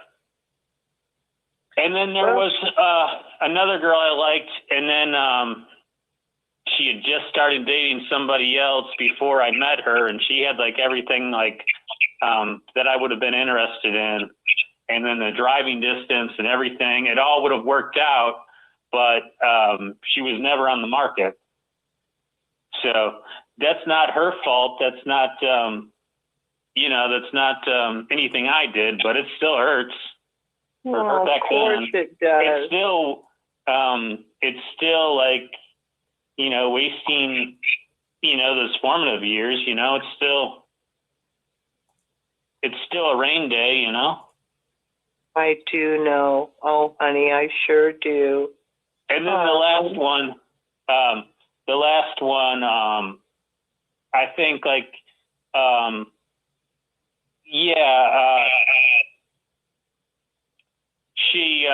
I think she wanted like me to be, or she wanted like more of a witness type. And I think that was the only reason I wasn't her type. But, I had so many like family members who were witnesses and all that. She could have just as easily, dove into that and been happy with that, She just chose not to, I'm hearing you. Yeah. And, from my point of view, like, I don't really understand, like, because I don't think that girl was having a lot of fun. So, I don't know. I don't think that giving me a chance would have taken any wind out of her sails, but it is what it is. Well, RJ, did you ever find someone who was right for you? I did, and we've been happily together for 11 years now. Well, honey, maybe the Lord was watching over you, making sure that you saw that this girl and that girl that caught your eye turned out just wasn't right for you, and you listened to it, because when someone's not right for you and you get married to them, it's misery, honey. And that's the thing. You talked about, what did you say, the honey pot, or what did you say they put honey in the poison? How you worded it earlier? Mm-hmm. Well, if there was any honey in my jar, I would have stayed longer, but I had the dead man's hand there, and I didn't have anywhere to go. Oh, but you know what? You were working it out, figuring it out. Actually, Anne-Marie, I wish people were worse to me there, so I would have left even sooner. A lot of us, I think, wish that. That's true. But I'm happy you're with the white lady now. I'm so happy because you're a good man and you deserve a good woman. Absolutely. And those opportunities wouldn't have happened if I stayed a witness. I stayed in there until I was 21, and I never had a serious girlfriend up till that point.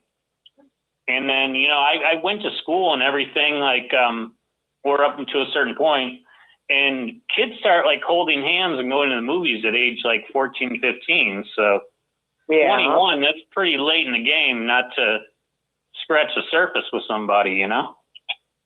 I do. Absolutely. No, you don't want to be one of those people that knock up somebody early, but, you know, because there was people from high school that they did have kids early on. Yeah, it happens.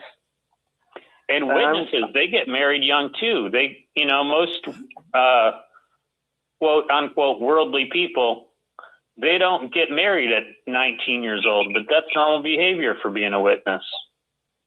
Oh yeah, sometimes even younger. They feel pressured, especially the young girls. And they're more similar to whatever, Amish, Mennonites, Mormons, all the other cults. They're more similar to that than they are the neighbor across the street. And no doubt. You got to realize that about witnesses. But the positive side of being out is you realize every day is a gift. It's a blessing, and to never take it for granted. And being a witness, sometimes you defer happiness. Like I talked about one friend of mine, our brother from the hall. He was kind of not antisocial, but yeah, I guess he'd fall into that category. He's not having the friendship experiences, and he's not having the love life he should, and he's not connecting with others and doing the things he wants to do. And then, you know, and it was because he was such a devout witness. And then he dropped dead at age 33. Oh, no. Maybe there's some Jesus symbolism in there too, but. Oh my God.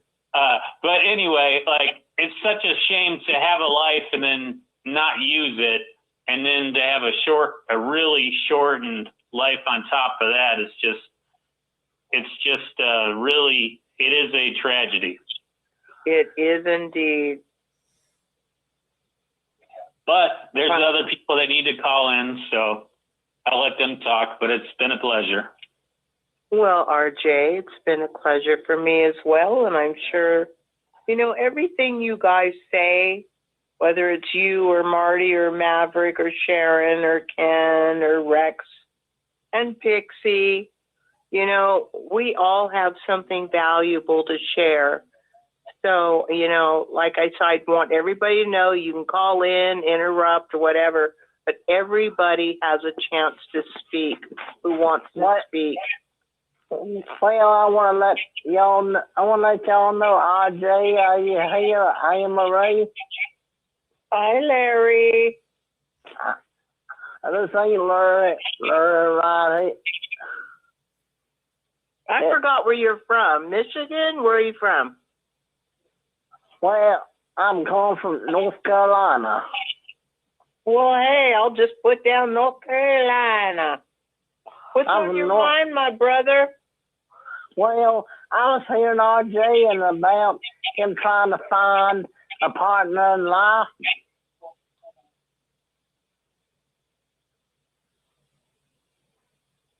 We still there? I'm still here, and well, let me hear you. Well, I just when he was trying to find someone, they were already paired off. That does happen so much, and that. Yeah. Oh God, and, is it the truth? And sometimes I feel like they don't even. I'm surprised they even sometimes get to choose who they want to marry, choose their own husband, because some of them on this planet don't get to. They get sold instead. Yes, that's true. And I feel that it would, and that, because I look for someone. I've had ones I'm interested in, and that's one of my goals in life.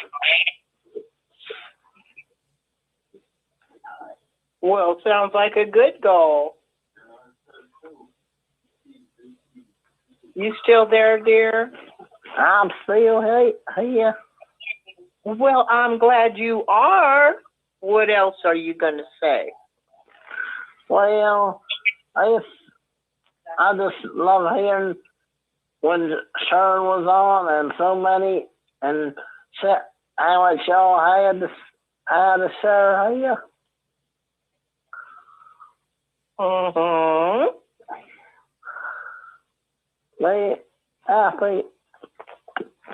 And I put it's so for you to choose from. It's as if they had been chosen. Okay. Especially in the organization, they ain't money. Certain congregations, it's difficult to choose, and the number is going down because there ain't hardly any of my own age left in it. Ain't no more. In the Kingdom Hall? And that's what I've been looking at reviews, that the ones that, and even some of the older ones, a few of them I woke up as well. Good to hear. Such as some of the ones of Rick's generation or Susan's, that they're awake, and even ones before them. It is true, my dear. It is true. Okay, Dallas, is there anything you'd like to add? Well, I mean, Larry, I know your name. Sorry. Anybody else, they're welcome to join us in the conversation too. Absolutely. I appreciate that, Larry. Always love when you Let's say Larry. Actually, let's say Larry. Good. I want you to be Larry. You're Dallas? That's me. That's what I go by on this show. You know what? You and Larry sound so much alike. You talk the same. And I apologize if I got you wrong, but I thought Larry did call. That's all right. You're so cute. Oh, are there any new callers that have wanted to speak and maybe? Yes. Hello? Who's this? Thank you, Hi. Dallas. Yeah. Hi. Who's this? Hi. Hi, this is Sister Anne Marie. This is Shannon. How are you today? Well, hello, Miss Shannon. I am doing very well. How are you? Oh, good. Thank How are you. Shannon? Oh, pretty good. I'm glad. Listening. Yeah. I was just listening to two callers back. I think he was talking about how he didn't find any of the sisters very interesting because they were dorky bookworms, and I had to laugh because I was one of those dorky bookworms. And I wanted to point out, I guess speaking for myself, that I've always been a dorky bookworm, always, my whole life. And I remember reading a lot because that was my escape from the humdrum and the boring monotony of the meetings and the service. Mm-hmm. And I understand. yeah, and just being able to, I guess, look at different people's ideas and kind of exchange ideas with them in my mind, which was something you couldn't do in the hall. That was almost a dangerous thing because you never know when somebody was going to say something to your parents. Oh, yeah. Or look at you kind of funny, right? So, I think there were those of us who, we hid behind books because, we just couldn't let anybody just, know what we were thinking. So, right. So it was, it was pretty hard to find somebody who shared that interest. So I had to, when I left, I found plenty of people, who did not have a problem with my being a dorky bookworm, including my husband. So, I'm really grateful that, I did get out and was able to, like you say, be free in my mind, not just, just to free to roam ideas and free to explore ideas and talk to them about anybody I wanted to, so Good you're right. That being free is so important, and, and there was another thing I wanted to tell you before I hang up. I've been wanting to tell you this. I heard you speak at the, I guess it was last year now at the meetup for XJWs, and you are a natural. I mean, you are just such a dynamic speaker, and it would be so cool if you went on the road and and had meetups with XJWs and facilitated them, and I think you'd be great. So anyway, I really appreciated hearing what you had to say. You're just great. Wait, I'm sorry, are you talking about the convention in Boston? Yes. I wasn't there in person, but I watched it on YouTube. And I was like, that's Anne Marie. Oh my God, she's such a dynamic speaker. So I really appreciate you speaking. Aww. And I mean, you just, you're a good motivational speaker. So, they must have loved hearing you on the stage at the hall. I just run my mouth and say what's on my mind, and I want everybody to remember that the most important thing we have, no matter what, is freedom.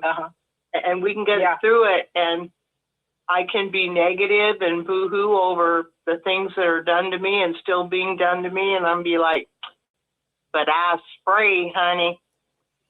Mm-hmm. Oh yeah, and I'm sorry. Let me just add one more thing to. Yes, Matt. ma'am. I'm really glad I'm glad he's also a moderator. I think he is so thoughtful, and he puts a lot of thought into what he says. And, it's just really enjoyable to listen to him as well. Him and Sister Pixie. Okay.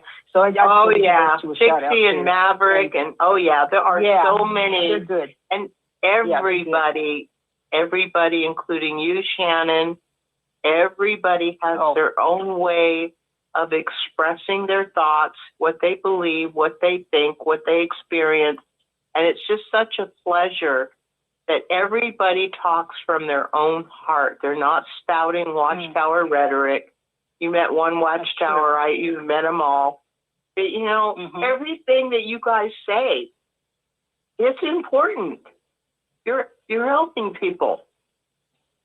Yeah, I think that's what, there's another person that came on and I think he was saying about, why are we so worried about Jehovah's Witnesses? They're nothing. Nobody knows anything about them.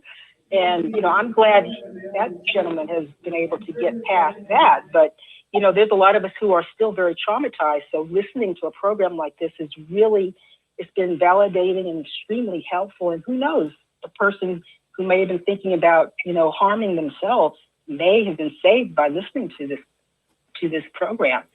So, I believe it. Definitely would not.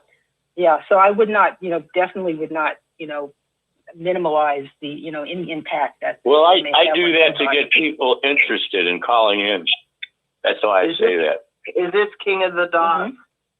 No, this is Marty again. I'm the guy who said nobody cares. Some people do care. Yeah. I just throw that out there to get more people to call in. That's all. Yeah. No, I'm super glad that you have gotten past it for real. So I'm on everybody's side here. I saw the sister that's been to a young lady. So I understand. Yeah. But okay. Well, listen. So, Sister Anne Marie, it was a pleasure talking to you again. You have a great evening. Oh, great. You as well. Thank you. She's right, too. I agree. She's right. You are a good speaker. You are dynamic, and you probably have a lot of potential. So that's all I want to say. Well, go for it. Good compliment. That was good, Marty. Anybody else want to call in? Well, I've been listening a long time. I'm sorry. I don't mean to butt in here.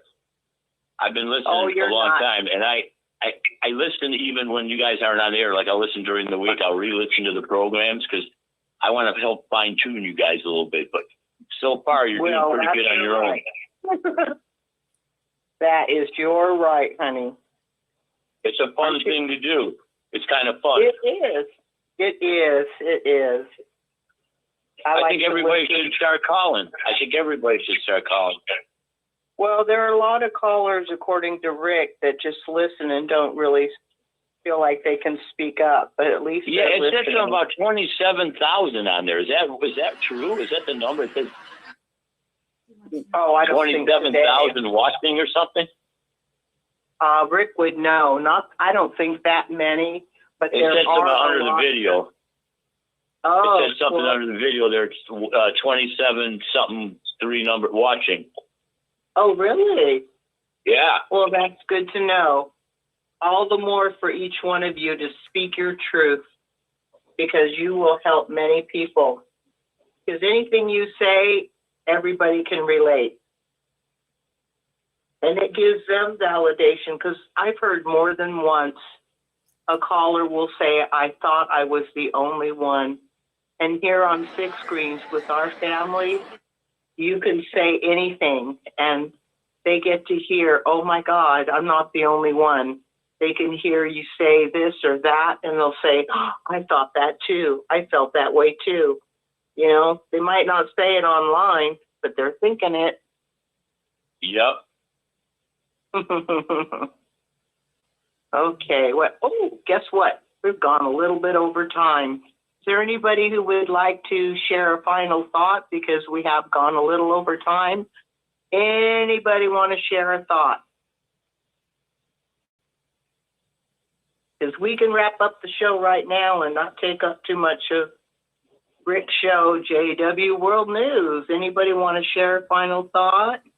Oh, what a crime. We went overtime. Oh, stop being sarcastic. I mess around with you.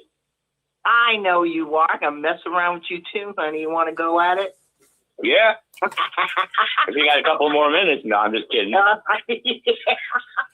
Thank you. That was a nice program. Very nice program today. Thank you, everybody. Well, thank you. And I tell you, Rick says it all the time, and I agree with him. The callers make the show. The callers, you and everyone, you guys make the show. Well, if nobody has a final thought, we're going to close the show now. I want to thank all of my callers from my beautiful Six Screens family, whom I love very, very much. I want to thank Rex, who is a new caller. I want to thank our dear brother Rick and his dear wife Susan for chiming in. I always love that. And I love Pixie chiming in with her. She's great. She has all these great points. I want to thank Donald, our dear Donald from Texas. I want to thank Marty and Maverick from London and Sharon and Ken from Michigan and beautiful, wonderful RJ and Larry from North Carolina. I want to thank Dallas, and I want to thank Shannon. We had a good show, and it's all because of you all. I want you to know that you are loved, you are safe, and you are right to get out of that organization. No matter what you suffered, you're on the other side of it. And remember this, the worst... You shouldn't have called yourself Mary Ann. You should have called yourself Miss Barbara. No, my name is Anne Marie. But I want you all to remember... I want you to remember this. The worst day in freedom is still better than the best day in a mind control cult. I want to leave you all with that.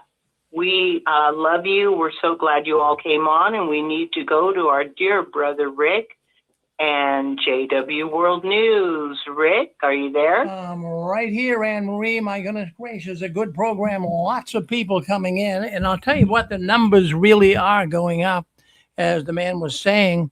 I can't believe the numbers that were starting to get here to 6 Screens Telenetwork. I mean, this is where ex-Jehovah's Witnesses come to talk. And boy, I'll tell you, with all the witnesses leaving as of late, we've got thousands of people that have been coming into the 6 Screens. So thank you all for your presence, and thank you for listening in to our program. Well, appreciate it, Anne-Marie. Keep the wheels moving. See you tomorrow. You'll have a program tomorrow. In fact, let me mention right now, if anyone's listening and would like to come on Anne-Marie's program tomorrow, Sunday, at 2 p.m. Eastern Standard Time, New York time, same telephone number. It'll be on YouTube, be on Facebook. And it's a program Anne-Marie has called Touched. In fact, no, it's not that program. That's this program. The program on Sunday is ex-Jehovah's Witnesses share their story of being in the Watchtower. So that'll be tomorrow at 2 o'clock. If you have a story that you'd like to share with the audience, by all means, tune in tomorrow, and Anne-Marie would love to have you tell your story. Well, thank you, Anne-Marie. Yes, say something. Go ahead, Susan. I just wanted to quickly say, take Rick up on being on Anne-Marie's show. When you go through your trek in the Watchtower, you're helping others with this information. But you know what? You're helping yourself. You will feel like you just had the flu and you're better. It's just such a big feeling to get all that out. So don't hold back. This is something that your PTSD or whatever you're suffering from leaving the Watchtower, it's going to help it. Absolutely, Susan. Well, that's for sure. So by all means, see if you can call in and into our program, JW World News, coming up next. We're going to talk a lot tonight about some of the things that are going on right now in the Watchtower. We're going to talk about the death of Austin Slim Williams. He was an ex-witness YouTube creator. Good man. You've seen his videos. We'll talk a little bit about him tonight. I got a video, his last video that he recorded here on Facebook. He just committed suicide this week. Sad, sad week for all of us ex-witnesses. We'll talk about that tonight right here on JW World News, coming up next. Now, don't you leave us. We'll be right back. We're going to leave this studio, and then we're going to go into the next studio. So by all means, hang in there with us. I just got one thing I got to do here. In the middle of doing something I can't quite change right now. I was uploading some videos and some of the empty seats at the Long Beach, California convention. So let me just do that first, and then we'll be able to go to JW World News coming up next. Thank you all for coming in and spending some time with Anne-Marie tonight. Stay with us. Don't go anywhere.